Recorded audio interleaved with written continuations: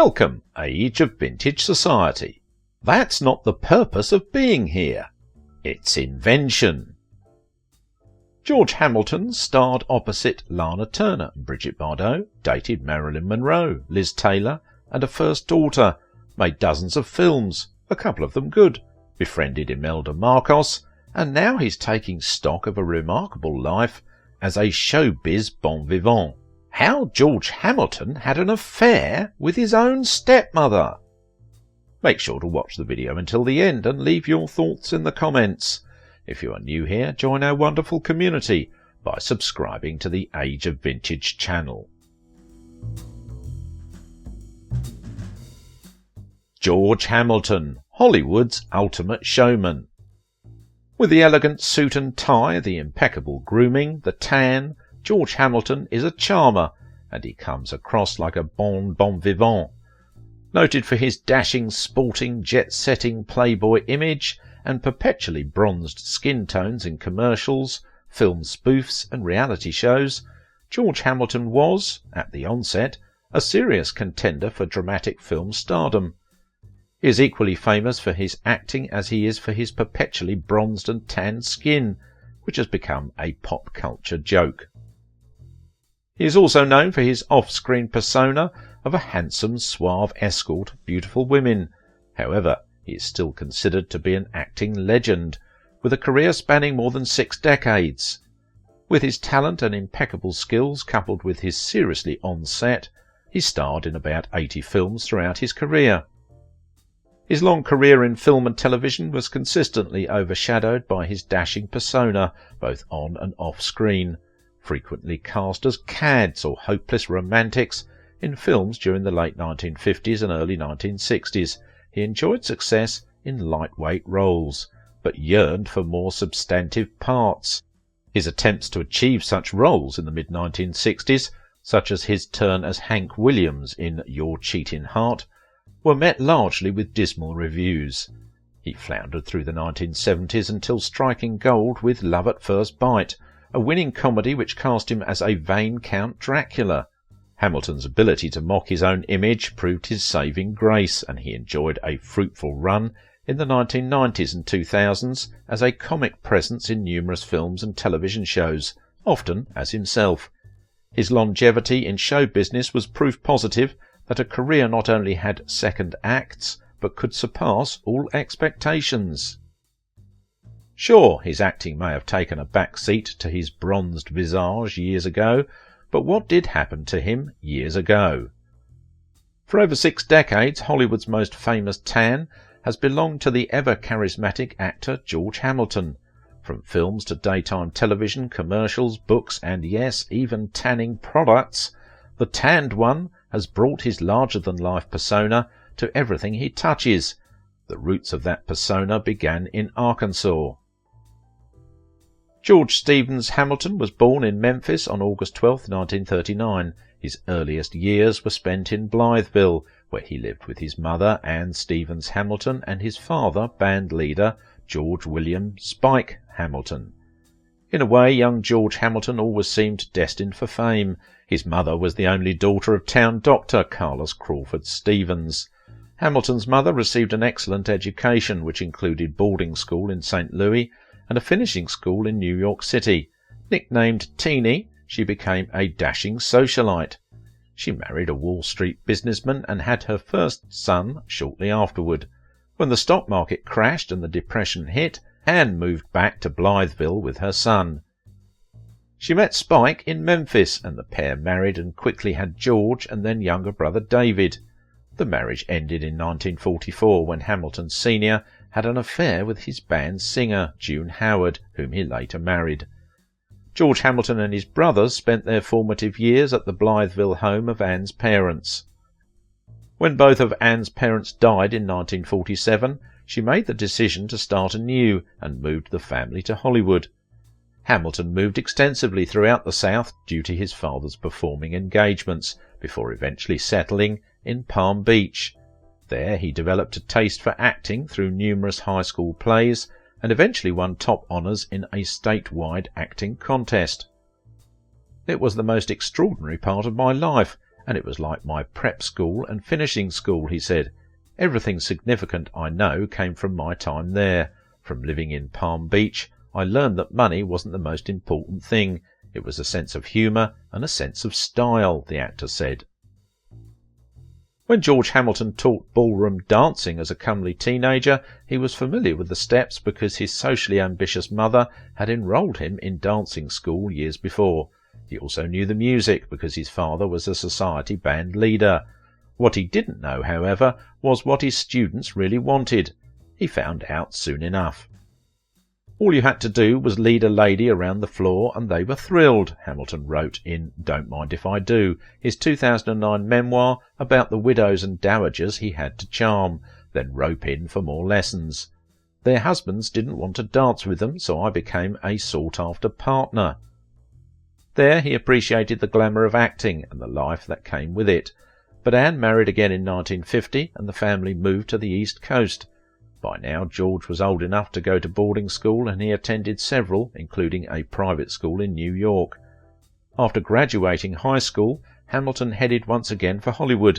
His dashing looks and of course the tan won him appearances on TV shows, including The Adventures of Rin Tin Tin and The Donna Reed Show.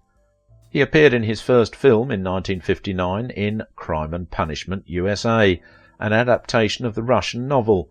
He won a Golden Globe for Most Promising Newcomer. I saw all kinds of people in Palm Beach, including many who had everything and still weren't happy, he said. But I also learned about suntanning and not wearing socks, so that when I got to Hollywood I had all this education that taught me how to play a role. After deciding that Hollywood held the key to his fortune, he relocated to Los Angeles in the late 50s, where his pin-up-worthy looks and effortless self-assurance helped land him one of the last studio contracts with MGM. He made his acting debut in 1952 in Lone Star as Noah, but was not credited for his role.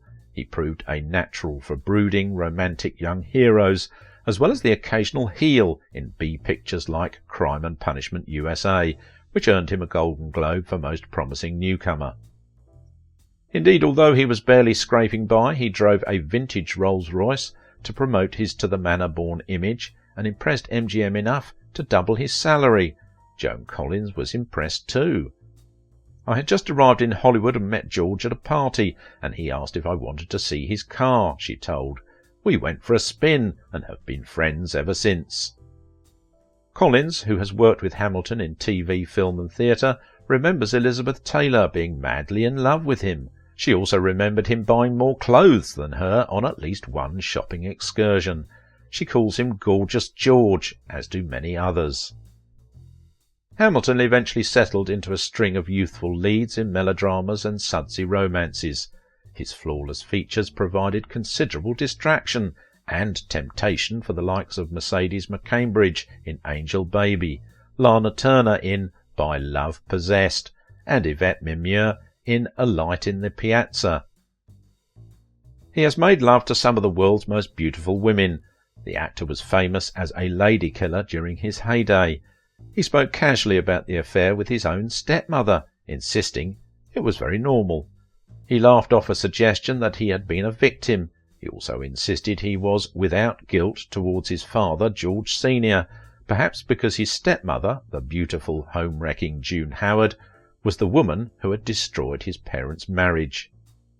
When I was very young, 12, I had a relationship with my stepmother. She was about 28, 30, he told the US TV show The View.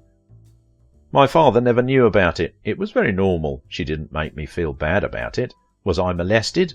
Damn, I'm down for it again, he said, laughing. But the bottom line is it didn't feel abnormal. From my point of view, it wasn't something so crazy. I don't think it walked me in my life. Hamilton said he briefly resumed the affair with Miss Howard many years later. It went on for a short period of time when I was 12, and then strangely enough, when I was of age and I was an actor in Hollywood, I met her again. She was as beautiful, and we had a sort of follow-up. Asked where his father, who died in 1957, was during the second phase of the affair, he replied, "My father passed away in the middle of it." He was living with his father and stepmother in New York when the affair began. One rainy day when Dad was at work, I was lying on the daybed in the living room where I had been sleeping. June, in a nice blue peignoir, came over to join me. She didn't say anything, she just lay down beside me for a while, then mentioned something about cuddling. What followed was as natural as the birds and bees neither of my parents had gotten around to telling me about. There was nothing film noir about it, other than the hard fact that I had just betrayed my father and had sex with my stepmother. Not that there was anything maternal about June. I didn't feel any family tie to her. I was without guilt, even toward my father. His parents' marriage had ended, he writes, when his mother Anne found his father in flagrante with June in a hotel room. He added, "A child psychiatrist might have said I was getting revenge on him for what he did to my mother, but thank goodness they never took me to a child psychiatrist." During his prime, Gorgeous George wasn't known so much for his acting as his female conquests, which he claimed number in the thousands. Over the years he was linked to actress Britt Ekland, Wendy Vanderbilt, ex-Iranian Princess Soraya, and, most notably, Linda Bird Johnson, the daughter of the then President of the United States, Lyndon Johnson. He also shared close but purely platonic relationships with Imelda Marcos, the wife of the exiled former Philippine leader, and actress Elizabeth Taylor. At one point he even swapped blondes with another lady killer, Rod Stewart. Rod married George's ex-wife, Eleanor, and George dated Rod's former girlfriend, Liz Treadwell. The 1960s began a series of movie roles for Hamilton, now on contract with MGM Studios. He had definite heartthrob appeal, and the studio capitalised on that with a variety of films, including the beach party hit Where the Boys Are, a western titled A Thunder of Drums, and the starring role as Hank Williams in Your Cheatin' Heart. By the end of the decade, Hamilton had appeared in 18 films, as well as small roles on TV. Though he received the occasional award for his efforts, most notably a BAFTA nomination for Piazza, Hamilton was largely perceived as a lightweight actor by studios and critics alike. The 1970s brought a shift in his career. In 1969 he appeared in the TV series Harold Robbins' The Survivors. He delved deeper into TV roles and producing. This decade Hamilton guest starred in many TV shows, including Columbo and the miniseries Roots. He produced and starred in the movie Evel Knievel in 1971. He capped the decade by starring in Love at First Bite, a Dracula comedy that turned into a hit. Hamilton also married actress Alana Collins in 1972. They divorced in 1975, with one son from the short-lived marriage. Hamilton also provided for his mother when her fourth and final marriage ended. She lived in Hamilton's mansion until 1972. The 1980s brought another interesting twist to George Hamilton's life. In 1979 he discovered that gentle self-parody was the key to success, which he parlayed to great effect in Stan Dragotti's Love at First Bite. Critics praised Hamilton for his comic skills, which earned him a Golden Globe nomination, and quite possibly the first degree of respect from critics since his earliest days in Hollywood.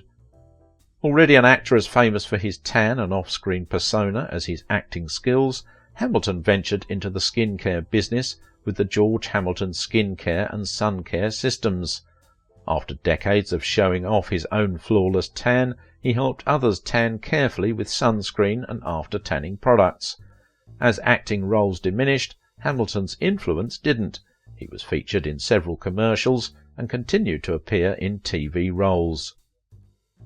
Despite his popularity, he did not return to movies until 1990, when Francis Ford Coppola cast him as an oily lawyer for the Corleone family in The Godfather Part 3. Critics initially raised an eyebrow at the choice, but Hamilton proved to be among the film's limited saving graces. He soon settled into a string of bit and supporting roles in features and television, often as wealthy and self-absorbed older men, but more often than not, comic roles that played to his strength in self-parody.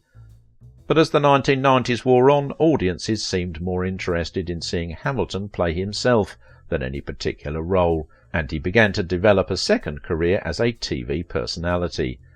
He also hosted a talk show with his ex-wife for a year. After a lull in film appearances during the 80s, Hamilton worked steadily throughout the decade. One thing that changed is the actor began appearing as himself in both TV and film roles, almost as often as he appeared in character. His smile, tan and genuine warmth were unmistakable. As the new millennium began, he continued to alternate between film and television. He wrote his first book in 1998, Life's Little Pleasures, focusing on how to appreciate life in the moment. He published his second book in 2008. His memoir, entitled Don't Mind If I Do, candidly opened up his incredible life, from his idyllic childhood in Blytheville to his mother hauling the family across the country after her second divorce. The book covers Hamilton's many Hollywood friendships and relationships. He returned to Blytheville during his book tour to speak to local audiences and reminisce about his childhood and grandparents. He continued to appear on TV, notably in 2006 on Dancing with the Stars. His most recent work is a recurring role on the TV sitcom American Housewives. In 2011, years of suntanning caught up to Hamilton as he had precancerous lesions removed. The actor admits to using his own self-tanning products to keep his signature look. If you liked this video, don't forget to give it a thumbs up, subscribe if you are new here, and if you want to support my work, please visit my Patreon page. George Hamilton was a famous heartthrob during his heyday, but Warren Beatty could tell you a lot about women as well. Watch this video to find out his secret of seducing 13,000 women.